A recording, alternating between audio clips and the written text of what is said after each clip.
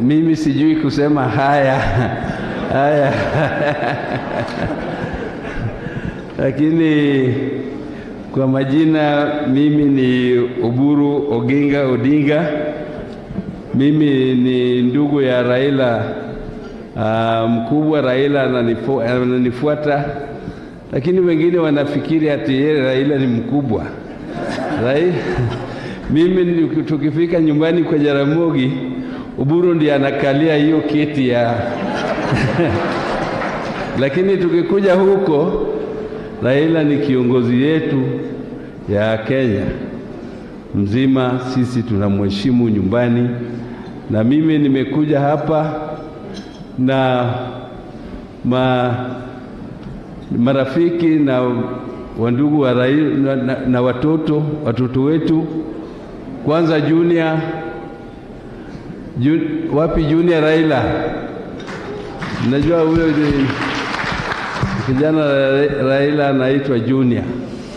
Na kijana yangu pia alikuwa hapa, anaitwa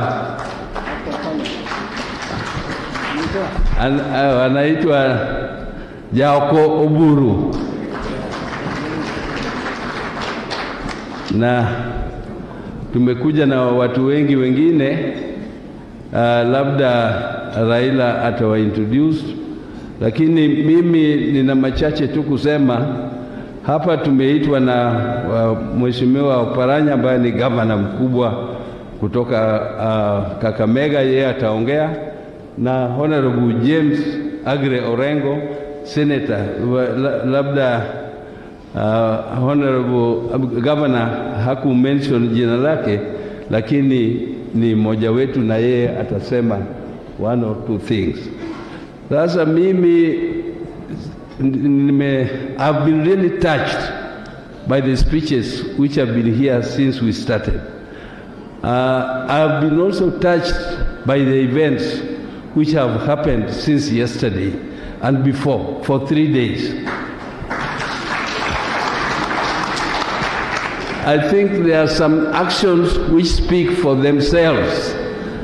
We don't even have to elaborate on what happened, because all Kenyans now know that at least scaling Mount Kenya is not such a difficult thing for Raila, because Raila's hands are clean. Raila, apart from competition here and there, has never committed any offense against the people of Mount Kenya. I think, starting from my father, Jaramogi Oginga Odinga, Jaramogi was introduced into politics by Mzee Jomo Kenyatta. This forum is mainly for business people. And the business people who are here should know that our family is a business family. We are not just politicians. My father was a politician, but his foundation and his beginning was business.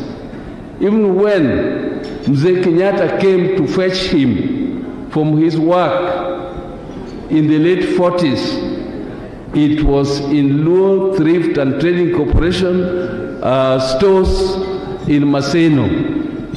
After he had resigned from teaching, he said he wants to make sure that his people can also learn how to turn a shilling into two.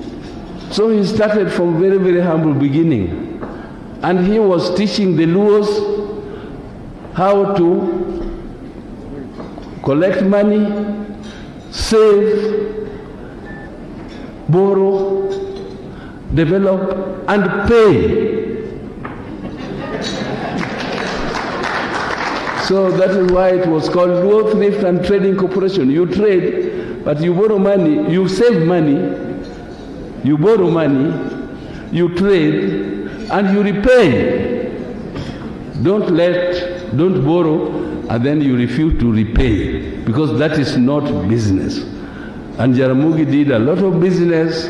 I'm not going to go into the details of it, but I can only tell you that Jomo Kenyatta found him and introduced him into politics when he was trading at Maseno stores, and he was trading with the Luo Thrift and Trading Corporation, going all over the country, collecting money from Luos and teaching them how to save and do business.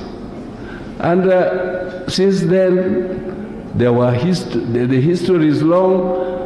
My friend Mungai, Honorable Mungai, explained here very, very long history of what transpired between our two communities, between also all Kenyans, when there was a struggle for the independence of this country. And in our hearts, in Raila's heart of hearts, he's a businessman. He started a business here in Nairobi, which has thrived through all the difficulties, including the years when he was detained, struggling for this country. Raila was detained for more than 8 years. Not because he's a thief, not because he's a criminal, not because he killed anybody, but because he was struggling to change this country and make it better, and make it better for the future of this country. And he put his own life online for this purpose. I'm not saying this because he is my brother. I'm saying this because he did it for all Kenyans, and Kenyans know about it. So here, we don't have to say more. People have been talking about economic models and so on. Some of those models are not for us here now. We have not come here to show our prowess in economic theories. We have come here to tell Kenyans simply what we want to do for them to make this country much better than what we found it. And what has been brought, and which is a structure to trickle down, to make people prosperous, is called devolution. Devolution has brought changes which are revolutionary in the economies of this country. And I can assure you that if revolution is strengthened, it will grow this country from whatever you call it, whether you call it bottoms up, or up bottom, or whatever. This country will grow from height to height. Because whatever you are talking about, if you don't create a structure to take those things, whatever the resources you have, down to the people, without a structure, there is no way you are going to tell people that I'm going to develop Mama Mboga. How are you going to develop Mama Mboga without a structure? How are you going to develop people who are doing other bottom up, I mean the lowest ebb of society, into the heights of the economy, when you don't have a structure to do it? You must create a structure, otherwise you are just creating what is called a handout economy. And people don't want to be given handouts. People want to be enabled and empowered. Empowered to do business, and that is what Raila intends to do. He intends to empower the people of Kenya to do business. And the Mount Kenya people are business people. And I'm sure if you are searching for a person who will support business and who will work with you all the way, then you have reached the destination of your search. I don't want to add any more, but I just want to invite my brother, Honorable James Orengo, to say a few words. Yes, yeah, I know. I'm the one who pulled you here. So, thank you, Jim. Thank you. And then you invite her. Thank you. Thank you.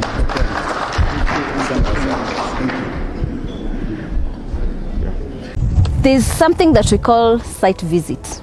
Okay, that is when unataka kukuja ujione wewe mwenyewe, and I will advocate for you guys to come and view this land for yourself. Tusiseme tu, na usiekelee blindly.